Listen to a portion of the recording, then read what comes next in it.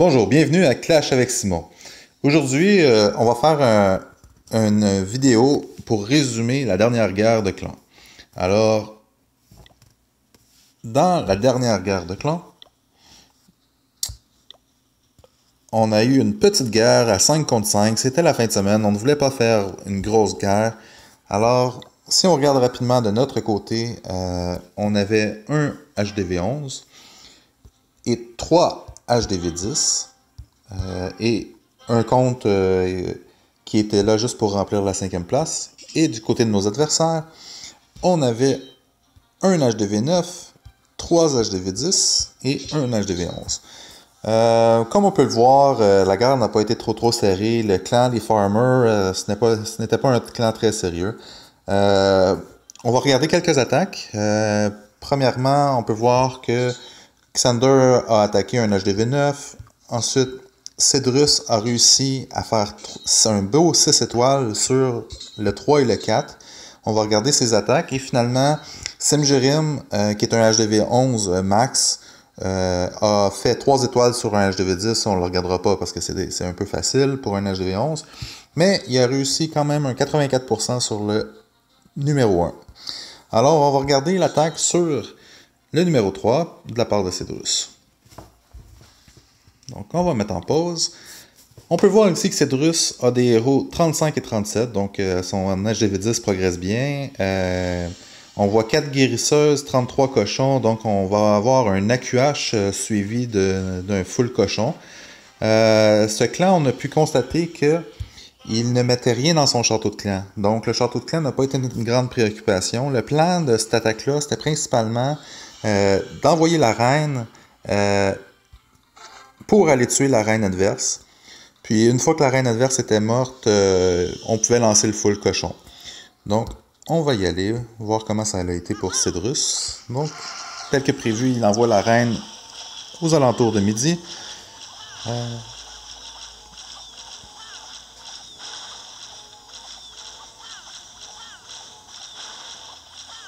La reine est proche d'arriver à la reine adverse. Cedrus ici ne prend pas de chance, envoie déjà un sort de rage. Et il va faire quelque chose d'un peu spécial. Il va envoyer un sort squelettique pour combattre la reine ennemie. Ça va aider à combattre la reine ennemie plus rapidement. Une fois la reine ennemie morte, il va envoyer son full cochon sous peu. Il envoie un peu de troupes pour gratter le roi et je sens que les cochons s'en viennent. Et voilà, full cochon. Il y a 4 sorts de soins. Ces 4 sorts de soins sont vraiment pour guérir. Oh, on a une première bombe géante. Il commence à soigner ses troupes. Déjà 2 sorts de soins d'envoyer. Les cochons progressent bien.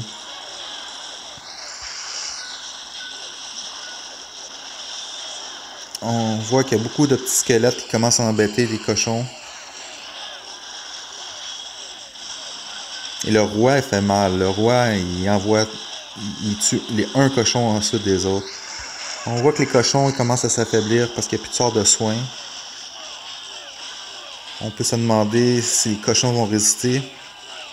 Mais il y a trop de petits squelettes. Donc là, finalement, les petits squelettes ils ont raison des cochons. Là, on pourrait penser que l'attaque est un fail. Cependant, Cedrus, il y a des héros 35, 37. Donc, c'est assez fort. Et il y a un magnifique bébé dragon ici. Il va faire un travail de fou. Donc, on va accélérer un petit peu en x2.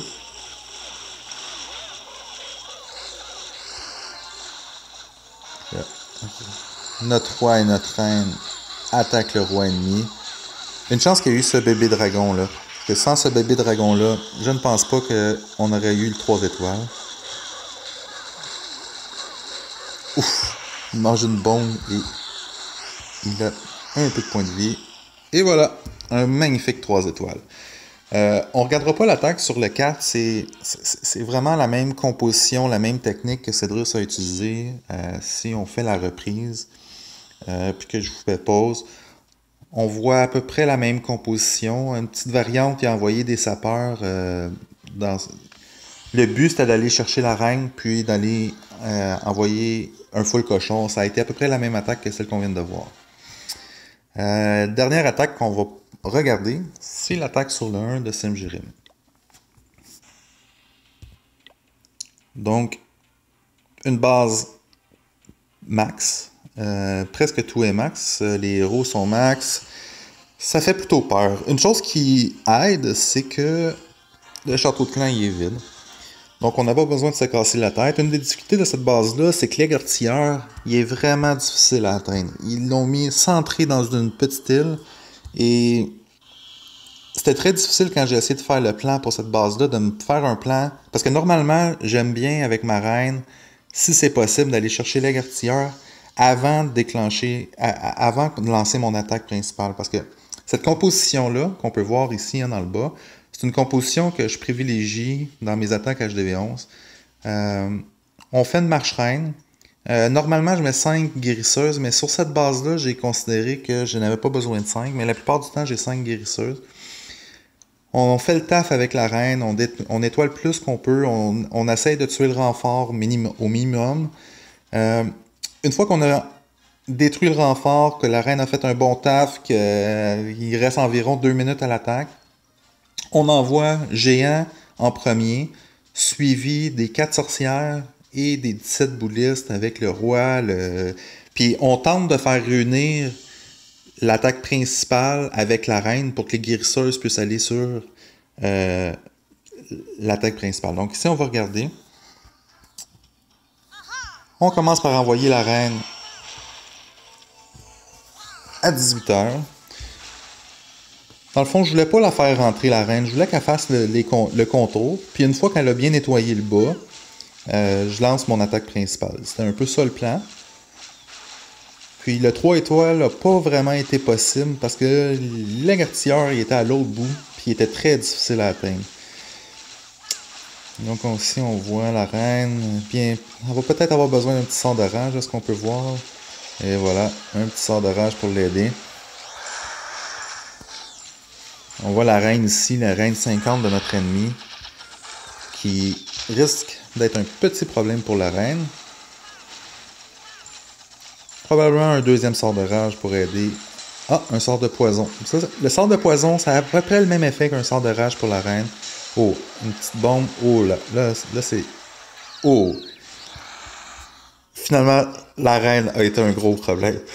J'aurais dû utiliser le pouvoir de la reine ici. Là, je décide d'envoyer le roi pour récupérer les guérisseuses.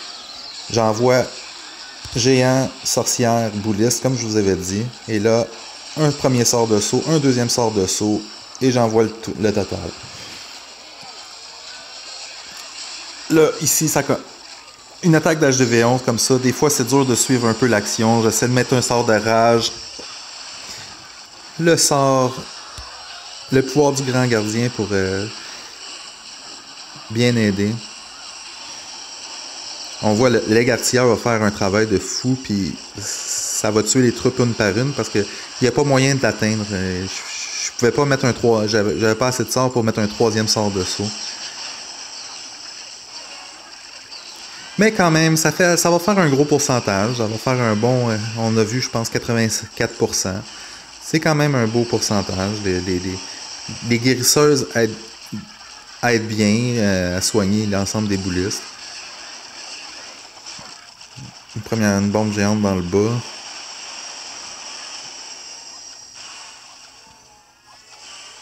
On peut voir ça progresse. Je vais accélérer un petit peu puisqu'on peut voir la progression.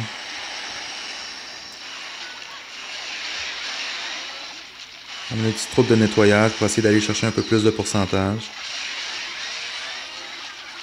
C'est presque la fin. On voit que ça va être difficile d'aller en chercher plus.